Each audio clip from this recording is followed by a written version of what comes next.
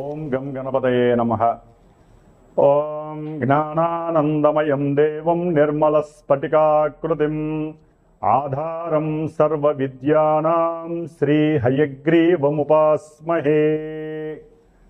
హయగ్రీవ అనుగ్రహ సిద్ధిరస్తు. వీక్షించేటటువంటి ప్రేక్షకులందరికీ కూడా ఈ యొక్క ఏప్రిల్ 14వ తేదీ నుండి మే 14వ తేదీ వరకు కూడా సూర్యనారాయణుడు అనగా మన యొక్క అంతరిక్ష భాషలో రవి, సూర్యుడు అనేటటువంటి పర్యాయ పదాలు ఉంటాయి.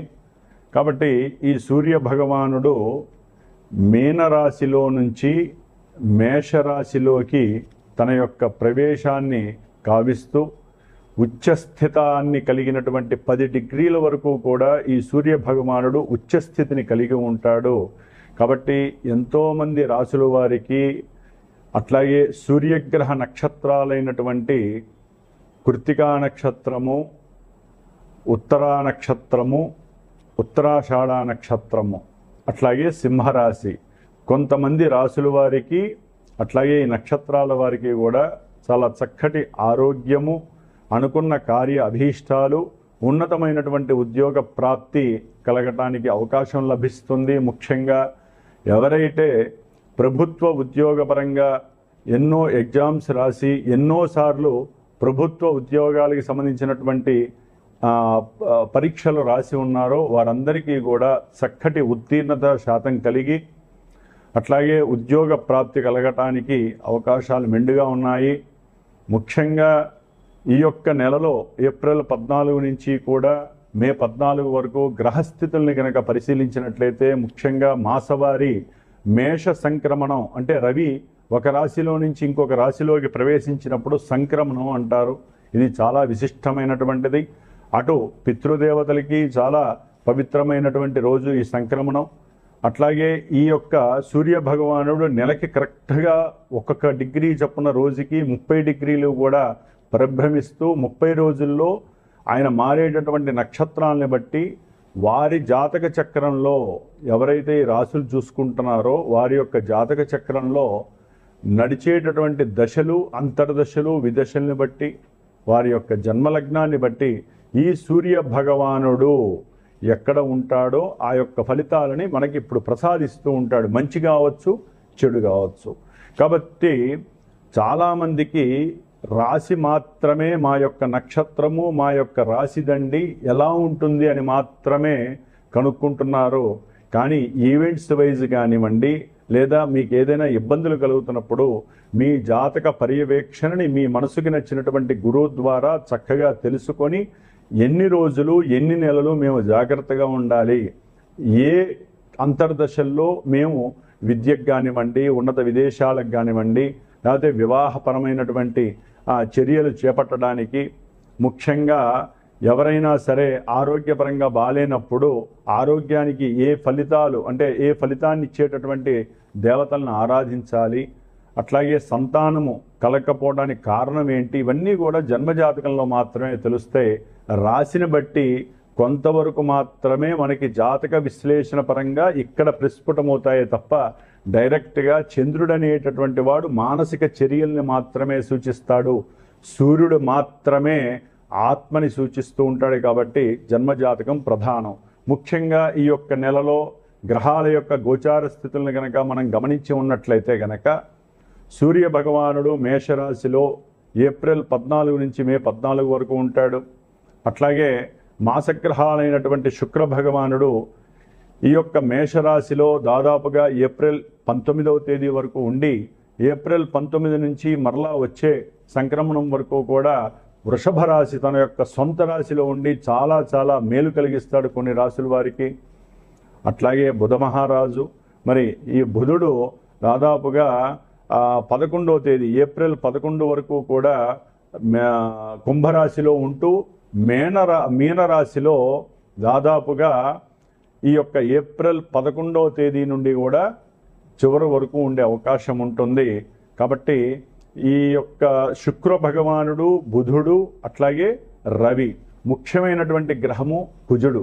ఈయన శనితో కలిసి మే 10వ తేదీ వరకు కూడా మీనరాశిలోనే సంచారం చేస్తూ ఉంటాడు. కొంచెం కొన్ని రాశుల వారు మాత్రము కుజుడు శని ఆపరేటింగ్ అయ్యేటటువంటి రాశి మీనరాశి కాబట్టి కొన్ని రాశుల వారు చాలా జాగ్రత్తగా ఉండాలి. ఏదేమైనప్పటికీ కూడా ఎవరైనా సరే వారి యొక్క జాతక పర్యవేక్షణతో పాటుగా ఈ యొక్క గోచారాన్ని చూసుకున్నప్పుడు మరి ఏ దేవతల్ని ఆరాధించాలి అనేటటువంటి విషయాన్ని తమ యొక్క గురువుల్ని చక్కగా కనుక్కొని విశదీకరించుకొని ఆ యొక్క దేవతా నామాలను కానీ స్తోత్రాలను కానీ అర్చనలు కానీ పూజలు జపాలు హోమాదులు చేయించుకుంటే మాత్రమే వారి యొక్క కర్మ పరిపక్వత చెందుతుంది. అనుకున్న కార్యాలయందు ముందుకు వెళ్ళటానికి అవకాశం ఉంటుంది. కాబట్టి సర్వే జనా సుఖినో భవంతు అనేటటువంటి నామాన్ని అందరూ ఆచరించండి. గోరక్షతి రక్షిత, గోవుల్ని రక్షించండి. వాటి ద్వారా కలిగేటటువంటి పాజిటివ్ ఎనర్జీస్ మన దేశాన్ని భూగోళాన్ని కాపాడుతూ ఉంటాయి. వృక్షో రక్షతి రక్షిత, వృక్షాలని ఎవరూ కూడా ఛేదించకండి. వృక్షాలని సాధ్యమైనంత వరకు పెంపొందించుకోండి. ఎందుకంటే ఒక్కొక్కరి యొక్క జన్మ నక్షత్రాన్ని బట్టి ఒక్కొక్క వృక్షము ఉంటుంది, రాశుల్ని బట్టి వృక్షం ఉంటుంది. కాబట్టి ఆ వృక్షాలని పెంచితే గనక వారి యొక్క ఆయురారోగ్యాలు బాగుంటాయి. ఇట్లా ఎన్నో విషయాలు మన యొక్క జ్యోతిష్య శాస్త్రంలో నిక్షిప్తమై ఉన్నాయి. కాబట్టి మరి మేషరాశి నుంచి మీనరాశి వరకు, అట్లాగే అశ్విని నక్షత్రం నుంచి రేవతి నక్షత్రం వరకు ఎవరికి ఈ మాసాంతము సూర్య సంక్రమణం వలన మేషరాశిలో సంక్రమించినటువంటి ఈ యొక్క సూర్య సంక్రమణం వలన ఈ 4 గ్రహాలతో పాటుగా కుజుడు అట్లాగే గురుడు మిథున రాశిలోనే ఉంటాడు. అట్లాగే శని భగవానుడు మీనరాశిలో ఉంటాడు. కేతువు సొంత నక్షత్రంలో సింహరాశిలో ఉంటాడు. రాహువు కుంభరాశిలో సొంత నక్షత్రంలో ఉంటూ కూడా వారు చేసే విన్యాసాలు వారిచ్చే ఫలితాలు మనం ఇప్పుడు తెలుసుకుందాం. మిథున రాశి వారికి ఈ మాసము ఏప్రిల్ 14 నుంచి మే 14వ తేదీ వరకు కూడా మేష సూర్య సంక్రమణం ఫలితంగా మరి తృతీయాధిపత్యం పట్టినటువంటి సూర్య భగవానుడు మేషంలో లాభంలో ఉచ్చస్థితిలో ఉండటం వలన చాలా చాలా అనుకూలమైనటువంటి ఫలితాలు సూర్యుడి వలన వీళ్ళకి కలుగుతున్నాయి. ఏదైనా నేత్ర దోషాలు ఉన్నా తొలగిపోతాయి. ఎవరికైనా సరే ప్రభుత్వపరమైనటువంటి సమస్యలు ఉన్నా అవన్నీ కూడా చక్కగా మీకు అనుకూలవంతం అవుతాయి. ఏదైనా సరే ఉద్యోగరీత్యా ఇంటర్వ్యూలకు వెళ్ళాలన్నా, వీసాలు అప్లై చేసుకోవాలన్నా, అంటే విదేశాలకు సంబంధించి గవర్నమెంట్ వాళ్ళతో ఏ రకమైనటువంటి వ్రాతపూర్వకమైనటువంటి మాట సహకారం కానీ ఇవి ఏదైనా సరే చక్కగా శీఘ్రంగా అయిపోయే పరిస్థితి మిథున రాశి వారికి సూర్య భగవానుడు ఇస్తున్నాడు. ఏదైనా సరే అమ్మకాలకి సంబంధించి లేదా ఎవరితోనైనా సరే గవర్నమెంట్ జాబ్ వాళ్ళతో కానీ పొలిటీషియన్స్తో మీకు సంబంధించిన సంతానపరమైనటువంటి అనుకూల ఫలితాల విషయంలో కానివ్వండి, లేకపోతే ఏదైనా సరే మీ వ్యాపారానికి సంబంధించిన విషయాల్లో కానివ్వండి, ప్రోగ్రెసివ్గా ముందుకు వెళ్ళాలంటే మరి కొంతమంది పొలిటీషియన్స్తో సంబంధాలు ఉన్నటువంటి ఉంటాయి. వాళ్ళతో మీరు మాట్లాడేటటువంటి సమయం ఆసన్నమైంది. ఏది మాట్లాడినా సక్సెస్ అనేటటువంటిది కలుగుతుంది సూర్య భగవానుడు వలన. ముఖ్యంగా తండ్రి గారి యొక్క ప్రోత్సాహకము సహకారము మీకు లక్ష్యాన్ని ఛేదించేటటువంటి ఫలితాలను ఇస్తుంది. ఎందుకంటే తండ్రి జీవకారకుడు. తండ్రి ఇచ్చేటటువంటి సలహాలన్నీ కూడా ఈ మిథున రాశి వారికి చాలా అత్యద్భుతమైనటువంటి ప్రోత్సాహకరమైనటువంటి విషయాల యందు ముందుకు తోసే పరిస్థితి. వారి యొక్క సహాయ సహకారాలు మీకు చాలా అంటే జీవితంలో ఒక అడుగు ముందుకు వేసేటటువంటి పరిస్థితి మీకు ఆసన్నమైందనిగా భావించాలి. మీ జన్మజాతకంలో గనక సరైనటువంటి దశలు అంతర్దశలు జరుగుతున్నట్లయితే. కాబట్టి తప్పకుండా మీరు చేసే ఇంటర్వ్యూలలో ఉద్యోగ లాభం కలగడానికి అవకాశం ఉంది. మిథున రాశి వారికి సూర్యగ్రహ అనుగ్రహం వలన చేసేటటువంటి ప్రయాణాల యందు అభీష్ట సిద్ధి కలుగుతుంది. చెయ్యాలనే కోరిక కలుగుతుంది. కంపల్సరీ ధైర్యంతో మీరు సరైనటువంటి నిర్ణయాలు కనుక మీరు తీసుకున్నట్లయితే అదే నిర్ణయము ధైర్యము మీకు సాహసోపేతమైనటువంటి అనుకూలమైనటువంటి లక్ష్మీ కటాక్షాన్ని కూడా ఇస్తుంది మిథున రాశి వారికి. కాబట్టి మిథున రాశి వారు జన్మరాశిలో ఉన్నటువంటి గురుగ్రహ దోషము అనేటటువంటిది కాస్త మీకు భార్యాభర్తల మధ్య కాస్త సంఘటనల విషయంలో అనుకూలమైనటువంటి వాగ్వాదనలు ఉండవు. ప్రతికూలంగా ఉండే అవకాశాలు ఉంటాయి. కొంచెం జాగ్రత్తగా ఉండాలి. లేనిపోని అహంకారపూరితమైనటువంటి దర్పం కూడినటువంటి జ్ఞానము మిమ్మల్ని నశింపజేస్తుంది మిథున రాశి వారికి. కాబట్టి భార్యాభర్తల్లో ఎవరైనా సరే మిథున రాశి వారి కనుక ఉన్నట్లయితే ఆలోచించి చాలా జాగ్రత్తగా 1-4 సార్లు దాన్ని ఫిల్టర్ చేసుకొని మీ యొక్క భార్యతోనో లేకపోతే మీ భర్తతో మీ మనసులో ఉన్నటువంటి ఆలోచనలు, అది ఉద్యోగపరంగా కావచ్చు, వ్యాపారపరంగా కావచ్చు, వ్యాపారాన్ని వృద్ధి చేసే క్రమంలో కావచ్చు, సంతానపరమైన విషయంలో కావచ్చు, సంతానానికి ఏదైనా ధనం పంపించే విషయంలో కావచ్చు, వారిని విదేశాలకి చదువు రూపంగా పంపించే విషయంలో కావచ్చు, మీకున్నటువంటి కోర్టు వ్యవహారాల విషయంలో తండ్రితో మాట్లాడాలన్నా, ఇట్లా మల్టిపుల్గా ఏదైనా సరే నిర్ణయాలు తీసుకునేటటువంటి వ్యవహారంలో మీకు కొంచెం ప్రతికూలమైనటువంటి పరిస్థితులు గురువు వల్ల కనిపిస్తున్నాయి. కాబట్టి గురుగ్రహ అనుగ్రహం కోసం గురుగ్రహ స్తోత్రాన్ని నిత్యము 16 సార్లు చదవండి, కాస్త మీకు ధైర్యం లభిస్తుంది. అట్లాగే మిథున రాశి వారికి 10వ స్థానంలో ఉన్నటువంటి కుజగ్రహము, అట్లాగే ఈ నెల 11 తర్వాత బుధగ్రహము, శనిగ్రహం ఆల్రెడీ అక్కడే ఉంది. చేసేటటువంటి వృత్తి, ఉద్యోగ, వ్యాపార విషయాలలో, పార్ట్నర్షిప్ విషయాలలో, అప్పుల విషయాలలో, స్నేహితుల విషయాలలో మీకు కొంచెం ఎదురు దెబ్బలు తగిలే అవకాశం ఉంటుంది. మోసాలు కావచ్చు, చర్మ సంబంధిత అనారోగ్య బాధలు కావచ్చు, విద్య విషయంలో మీరు అనుకున్న విద్యాభ్యాసం మీకు లభించకపోవచ్చు, ఉన్నత విదేశాలకి ఈ విద్యలో ఏదైనా కనుక మీరు ఎగ్జామ్స్ రాసినట్లయితే వాటిల్లో పూర్తిగా వైఫల్యం కలిగించే పరిస్థితులు కూడా మిథున రాశి వారికి కనిపిస్తోంది. అప్పులు వాళ్ళు మెడ మీద కూర్చునే పరిస్థితులకు వస్తారు. అట్లాగే ఉద్యోగంలో మీ కింద పనిచేసే వాళ్ళు మీ మీద ఉన్నవి లేనివి సాకులు చెప్పటము, మీకు ఉన్నటువంటి ఉద్యోగ స్థాయిని కిందకి తీసుకెళ్లే ప్రయత్నం చేయటము ఈ మిథున రాశి వారికి నెల రోజుల్లో కలగడానికి గోడ మీద పిల్లి అనేటటువంటి పరిస్థితి ఏర్పడుతోంది. ముఖ్యంగా ఆరోగ్య విషయంలో చాలా జాగ్రత్తగా ఉండండి. అయిన వాళ్ళతో మాట్లాడేటప్పుడు వారితో సత్సంబంధాలు తెగిపోకుండా జాగ్రత్త వహించి మీ యొక్క బుద్ధిని రంగరించి తెలివితేటల్ని కలిపి అప్పుడు మాట్లాడడం నేర్చుకోకండి. ఊరినే వాగ్వాదం చేయకండి మిథున రాశి వారు. ఎందుకంటే కుజబుధులు కలిసి ఉన్నారు శనితో. మీరు ఎంత నిదానంగా ఆలోచించి మాట్లాడితే అంత సక్సెస్ కలిగడానికి అవకాశం ఉంటుంది. కాబట్టి బంధువులతో తీవ్రమైనటువంటి ఎడబాట్లు కలగడానికి అవకాశం ఉంది. అవసరమైతే వాళ్ళతో కొట్లాడే పరిస్థితులు కూడా మిథున రాశి వారికి కనిపిస్తోంది. మీ మీద లేనిపోని అనుమానాలతో చదువుకునేటటువంటి విద్యార్థులకి కొంత తలనొప్పులు వచ్చే అవకాశం ఉంటుంది. విద్యాలయాలలో మీకంటూ సరైనటువంటి హాజరు లేక ఎగ్జామ్స్కి వెళ్ళలేని పరిస్థితి కూడా కొంతమంది విద్యార్థులకు కనిపిస్తోంది.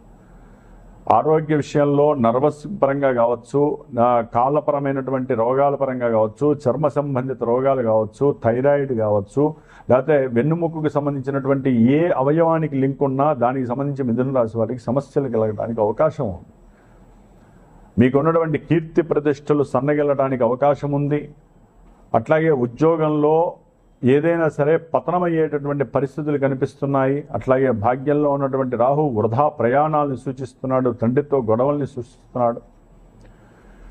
తృతీయంలో ఉన్నటువంటి కేతువు చేసేటటువంటి ప్రతి కార్యక్రమంలో ఆలోచనాపరంగా చేసినట్లయితే గణపతి అనుగ్రహంతో మీకు సక్సెస్ లభిస్తుంది.